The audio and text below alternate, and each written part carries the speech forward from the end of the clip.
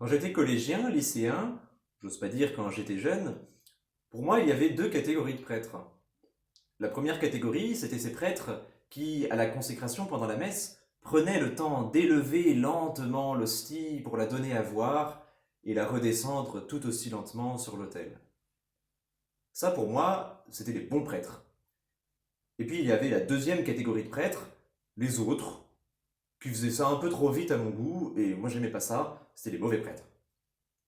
Bon, depuis j'ai compris, heureusement, qu'on pouvait être un bon prêtre, même sans forcément prendre beaucoup de temps et faire un beau geste très lent à l'élévation. Néanmoins, j'ai toujours beaucoup aimé ce geste. Et encore aujourd'hui, j'aime ce geste, et je crois qu'il est important, non seulement pour moi, mais aussi pour tout le monde, et donc pour vous, parce que ce geste nous dit quelque chose d'essentiel de notre foi chrétienne. Plus précisément, l'élévation à la messe nous livre trois enseignements en lien avec l'évangile, le psaume et la première lecture d'aujourd'hui. Ça va être un petit peu long aujourd'hui, désolé. Premier enseignement que nous livre ce geste, le prêtre, pour que nous puissions voir l'hostie, doit l'élever.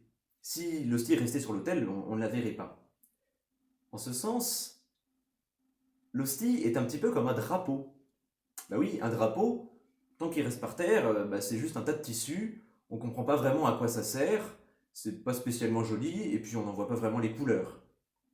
Mais lorsqu'on hisse le drapeau sur un mât, et que le vent souffle dedans et le fait virevolter, alors le drapeau se donne à voir complètement. Et alors on chante la Marseillaise, par exemple, pour accompagner le drapeau français, et à ce moment-là on se sent fier d'appartenir à un peuple réuni autour de son symbole, le drapeau français.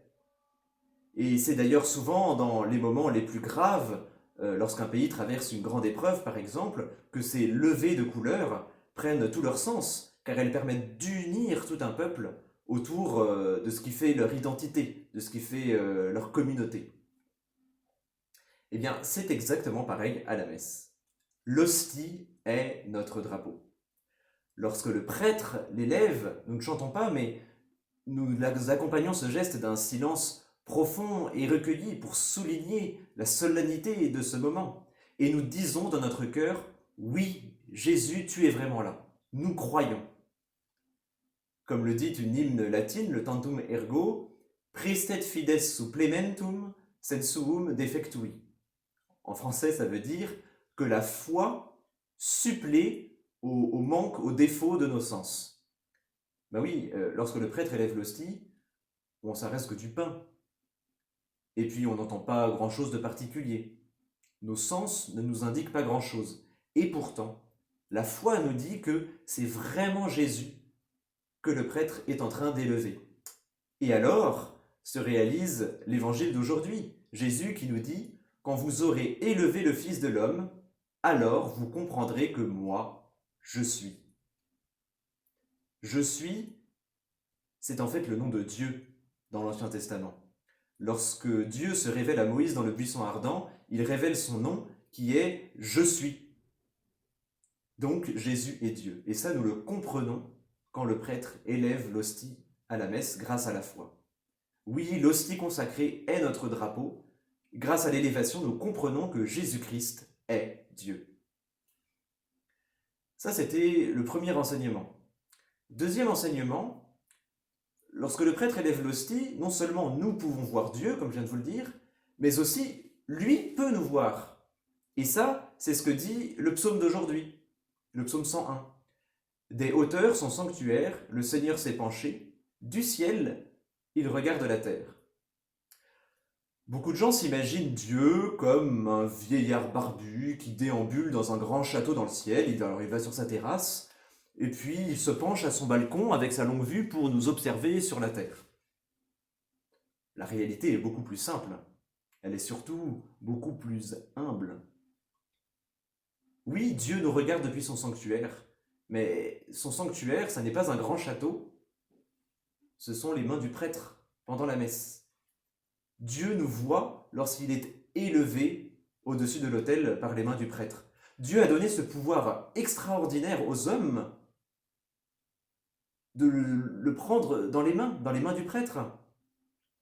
Et c'est un grand paradoxe. Dieu qui est immensément grand, parfait, inaccessible, eh bien, se rend accessible.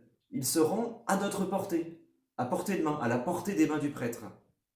L'hostie élevée devient alors comme un trait d'union entre le ciel et la terre. C'est ce que disait Jean-Paul II, Saint Jean-Paul II. L'Eucharistie est vraiment un coin du ciel qui s'ouvre sur la terre. C'est un rayon de la gloire de la Jérusalem céleste qui traverse les nuages de notre histoire et qui illumine notre chemin. L'élévation à la messe nous montre donc que dans le sacrement de l'Eucharistie, le ciel descend sur la terre. Dieu s'approche de nous pour que nous puissions mieux nous rapprocher de lui. Et enfin, un troisième enseignement, lorsque le prêtre élève l'hostie, toujours, nous sommes normalement à genoux à ce moment-là. En tout cas, si nous pouvons nous mettre à genoux, nous devons nous mettre à genoux. Et alors, pour voir l'hostie, nous avons besoin de lever les yeux. Et alors, nous sommes comme les Hébreux au désert dans le livre des Nombres, la première lecture d'aujourd'hui, l'histoire du serpent de bronze. Alors, qu'est-ce que c'est l'histoire du serpent de bronze que nous entendons aujourd'hui? Eh bien, comme d'habitude, le peuple râle, le peuple murmure contre Moïse. Sauf que cette fois-ci, Dieu en a marre et il envoie une punition, un châtiment au peuple. Il envoie des serpents qui vont aller mordre les Hébreux. Et alors les Hébreux supplient le Seigneur de stopper ce fléau qui les tue. Dieu accède à leur demande, exauce leur prière, et il va donner un remède à Moïse. Un peu la chloroquine de l'époque, le remède miracle. Il va dire à Moïse de fabriquer un serpent de bronze qu'il va élever dans les airs. Et alors tous ceux qui regarderont le serpent de bronze, qui auront été mordus et qui auront regardé le serpent de bronze, eh bien ceux-là seront guéris. C'est la même chose pour nous aujourd'hui. Lorsque nous regardons Jésus dans l'hostie, lorsque nous l'adorons, Dieu nous guérit. Nous pouvons l'adorer à la messe, mais aussi dans l'adoration eucharistique, dans l'ostensoir, comme l'autre jour, vendredi, avec le pape à Rome, qui a montré à la face du monde Jésus dans l'hostie, dans l'ostensoir. Dieu nous guérit à ce moment-là. Mais les grâces qu'il nous donne ne sont pas forcément visibles. C'est une guérison avant tout spirituelle et qui demande vraiment notre foi. Si nous croyons vraiment que Dieu a guéri le peuple hébreu lorsqu'il regardait le serpent de bronze, alors combien plus peut-il nous guérir aujourd'hui qui le regardons lorsqu'il est dans l'hostie, lorsque nous regardons le Fils de Dieu dans l'hostie consacrée?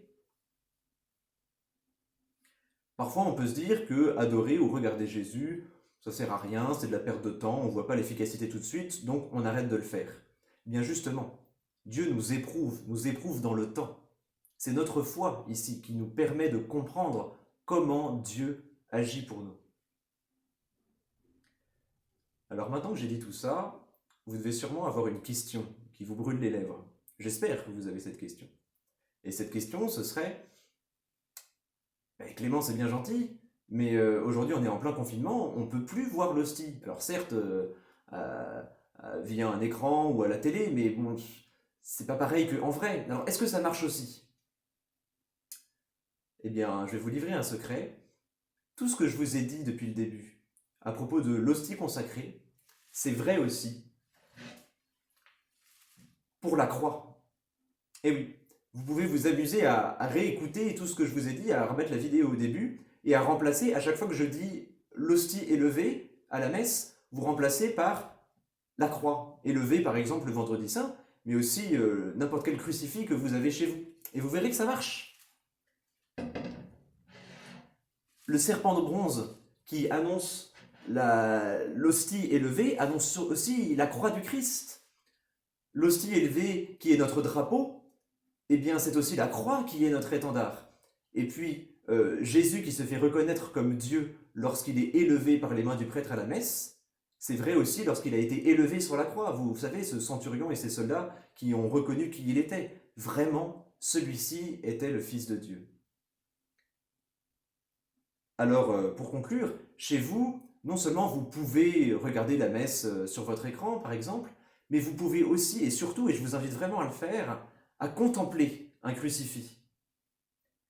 Apprenez à reconnaître en Jésus crucifié ce Dieu qui se penche du ciel vers notre terre. Levez les yeux vers Jésus crucifié pour obtenir de lui sa grâce et ses consolations. Si la messe vous manque, si la communion vous manque, si voir Jésus face à face vous manque, tournez vos regards vers la croix du Christ, vers la croix qui est notre seule espérance.